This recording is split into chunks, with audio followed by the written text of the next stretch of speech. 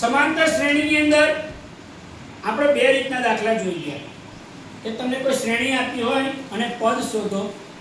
બીજી રીત એવી જોઈ ગયા કે તમને શ્રેણી આપી છે, કોઈ પદ આપ્યું છે, પણ એ પદ કયા નંબરનું છે એ આપણે શોધતા શીખવાનું. એ બંને આપણે શીખી ગયા છે. આજે આપણે જે દાખલો શીખીશું એમાં તમને એક શ્રેણી આપી છે. એ શ્રેણીમાં છેલ્લેથી 10મું, છેલ્લેથી 5મું, છેલ્લેથી 4થું આવા પદ શોધવાના દાખલા આજે આપણે જોઈશું. આપણી પાસે એક્ઝામ્પલ છે સમાંતર શ્રેણી 3, 8, 13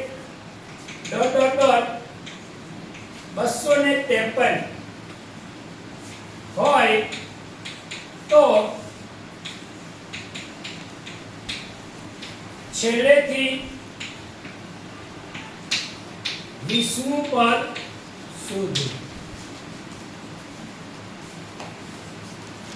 તમારી પાસે એક શ્રેણી છે 3, 8, 13 આમ કરતા કરતા જશો ને છેલ્લું પદ તમારું છે 253. હવે છેલ્લું પદ એટલે એના માટે એક શબ્દ વપરાય nમું પદ. છેલ્લું પદ એટલે nમું પદ. તમારું છેલ્લું પદ કોણ છે? 253. એટલે તમને એટલું ખબર છે કે મારી શ્રેણીમાં છેલ્લું પદ 253 છે. મારી શ્રેણીનું પહેલું પદ કોણ છે? કોણ કહેશે? અડોકી 3. મારી શ્રેણીનું પહેલું પદ 3 છે. મારી શ્રેણીનું છેલ્લું પદ 253 છે. શ્રેણીમાં ડિફરન્સ કેટલો છે? ડિફરન્સ કેટલો છે નંદિની?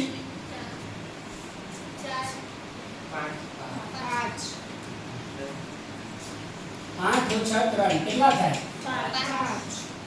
જ્યાં ક્યાંથી થાય? તો આપણો તફાવત 5 આવે. કઈ રીતે થાય? પ્રથમ પદ 3, છેલ્લું પદ 253, તફાવત 5. હવે છેલ્લું છે એ ખબર છે પણ કયા નંબરનું છે એ મને ખબર નથી. હવે મને કોઈ એવું કહે કે છેલ્લેથી 20મો કોણ બેઠો છે? છેલ્લેથી 20મો કોણ બેઠો છે? હવે મારા તરફથી આમ ગણું તો મારે હવે એક જ પ્રશ્ન બને કે મારી શ્રેણીમાં કુલ કેટલા પદ છે એ મારે શોધવું પડે. એટલે મારે આ દાખલામાં શું કરવાનું? n ફાઇન્ડ કરી દેવાનું. શું શોધી નાખવાનો? હવે આ n તમને શોધતા શીખવાડે છે. તમે દાખલો શીખી ગયા છો. સૂત્ર શું છે આપણું? an a plus n minus 1. એમાં કિંમત મૂકીશું. an કેટલા છે? a કેટલા છે? n મને ખબર પણ ડિફરન્સ ખબર છે કેટલો છે? 5. તો જુઓ 253 આ 3 આ બાજુ આયા બરાબર આ 5n ઓછા 5. 253 માંથી 3 જાય 250 બરાબર. હવે આ -5 છે આ બાજુ આવશે તો પ્લસ. તેથી 250 ને 5 255. અમારા સાહેબ હતા મારા ગુરુ, એમણે મને શીખવાડેલું છે આ રીતે અને એ જ પદ્ધતિ તમને મેં બતાવી રહ્યો છું. હવે જોઈ શકો છો 255 5 ગુણેલા છે. બાજુમાં જાય તો ભગાય બરાબર n. તો મને કહો દે 255 n વડે ભાગો 5 5 25 5 એકા તો આના ઉપરથી એટલું નક્કી થાય કે મારી શ્રેણીમાં કુલ 51 પદો આવેલા છે. એટલે 51 જણ ખુરશી લઈને બેઠા છે. પહેલી ખુરશીમાં કોણ બેઠેલો છે? બીજી ખુરશીમાં 8, ત્રીજી ખુરશીમાં 13, તો 51 ની ખુરશીમાં કોણ બેઠેલો છે? ક્લિયર? હવે હું અહીંથી આદેશ આપું કે છેલ્લેથી 20મા નંબર વાળો ઊભો થાય તો કયા નંબરની ખુરશી વાળો ઊભો થાય? છેલ્લેથી, ચાલો હું એવું કહું, છેલ્લેથી બીજા નંબરનો ઊભો થાય તો કયા નંબરની ખુરશી વાળો ઊભો થાય? 1 2 3 આમ કરતા કરતા 51 ખુરશી છે. 51 50 49 48. હવે મને જુઓ, છેલ્લેથી બીજો, છેલ્લેથી બીજો એટલે 50 નંબરની ખુરશી વાળો, છેલ્લેથી ચોથો 48. ભાઈ ધ્યાન આપો, 51 માંથી ચોથો બોલ્યો મેં, 51 માંથી 4 જાય તો ધ્યાન આપજો, કુલ ખુરશી કેટલી છે? 51. છેલ્લેથી ચોથો એવું કહું તો 51 માંથી 4 જાય, 1 2, જો 51 માંથી 1 2 3 અને 4 કોણ આવે? 47. પણ એમાં એક ઉમેરવો પડશે, એ 47 ને 48. તો આ દાખલામાં જોઈશું છેલ્લેથી 20મું પદ એટલે,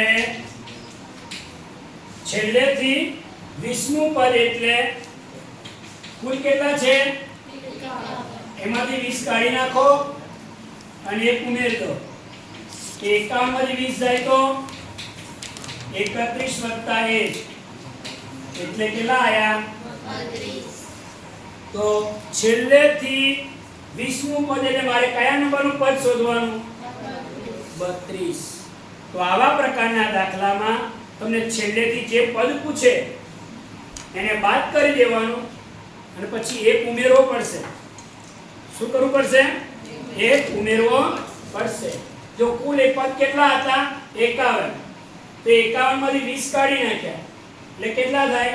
31. પણ એમાં એક ઉમેરવો પડશે. મારે 31મું પદ નથી શોધવાનું. 31મું શોધશો તો ખોટું. તમારે કઈ શોધવાનું છે? 32, એટલે 51 50 49 48 આમ કરતા કરતા કરતા જશો તો વચ્ચે કોણ આવશે? 32, તો મારા આ બાજુથી 32મું પદ, પણ છેલ્લેથી 20મું. આ બાજુથી જાઓ, એક તરફથી જાઓ તો કયા નંબરનું? 32. અને 51 તરફથી જાઓ તો 20. સમજ પડી ગઈ? તો મારે હવે કેટલામું પદ શોધવાનું છે? 32મું પદ શોધવાનું છે. એ 32. હવે આ તમને શોધતા શીખવાડી દીધું છે. એટલે આ દાખલામાં બે દાખલા ભેગા છે. કુલ પદ શોધતા શીખી ગયા. આ કયા નંબરનું છે? 51. આ કયા નંબરનું છે? 51. એ આપણે શીખવાડ્યો હતો. હવે એની ઉપરથી તમારે પદ શોધવાનું છે. એટલે પહેલી રીત આવી ગઈ પાછી આપણે. ચલો કિંમત મૂકીશું. an બરાબર a plus n minus 1b. ચાલો a 32 બરાબર a કેટલા? 3. n કેટલા? ઓછા ડિફરન્સ કેટલો? 5. બરાબર કેટલા આવશે? 3. વત્તા 32 માંથી 1 જાય 31. અને એને કેટલા વડે ગુણીશું? 5. તો 3 વત્તા 31 પંચા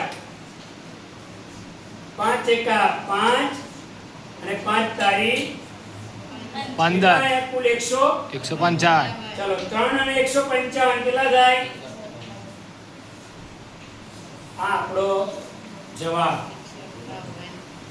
તો આ દાખલો બોર્ડની પરીક્ષામાં ઇમ્પોર્ટન્ટ દાખલો છે, ખાસ પૂછાય છે, આપણને આવડવો જોઈએ. તો આ દાખલાને આધારિત બીજા 3-4 દાખલાઓ તમને આપું છું, એ તમારે પ્રેક્ટિસ કરવાની છે.